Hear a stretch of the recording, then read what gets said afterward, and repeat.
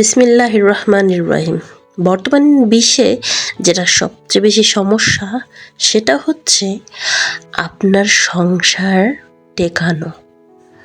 সংসার টেকানোটা কেন যাচ্ছে না জানেন?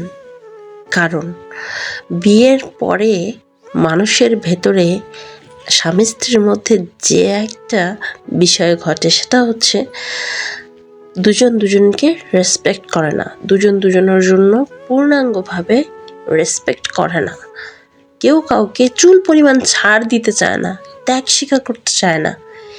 এই প্রধান সমস্যা হচ্ছে ত্যাগ স্বীকার না করা।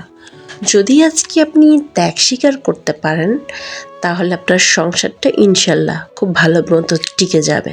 দেখুন, বিয়ের আগে একটা ছেলের রিলেশনে থাকলে, একটা মেয়ের রিলেশনে থাকলে, তখন মেয়েটার বয়ফ্রেন্ড কিছু বললে মেয়েটা শুধু রিলেশনটাকে, বিয়ের বহির্ভূত সম্পর্ক যেটা, সেটাকে বাঁচিয়ে রাখতে, টিকিয়ে রাখতে ছেলের সকল কথা প্রসেসিং অনুযায়ী শুনে যায়, এমনকি তার ইজ্জতটাও দিয়ে দেয়।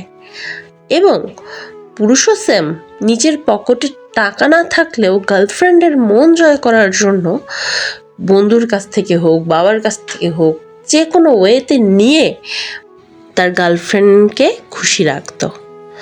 তাহলে পারে এমন যদি আপনারা নিজেরা কষ্ট করে ত্যাগ স্বীকার করতে পারেন একটা বিয়ে বহির্ভূত সম্পর্কের জন্য, তাহলে যেটা হালাল, যেটা আপনার রিজিক, সেই সম্পর্কের ক্ষেত্রে আপনারা কেন ত্যাগ স্বীকার করবেন না? যদি দুজন দুজনকে একটু ছাড় দিয়ে একটু ত্যাগ স্বীকার করে চলতে পারেন, ভুল হয়েছে এটা নিয়েই পড়ে আছেন, কোনো কিছু দিতে পারছে না সেটা নিয়েই পড়ে আছেন, অশান্তির শেষ নেই, এটা করা যাবে না। মানুষের জীবনে ভুল আসবে, ভুলবিহীন কেউ নয়, সেটাকে সে অবস্থায় আপনাদের ছাড় দিতে হবে। ছাড় কিভাবে দেবেন?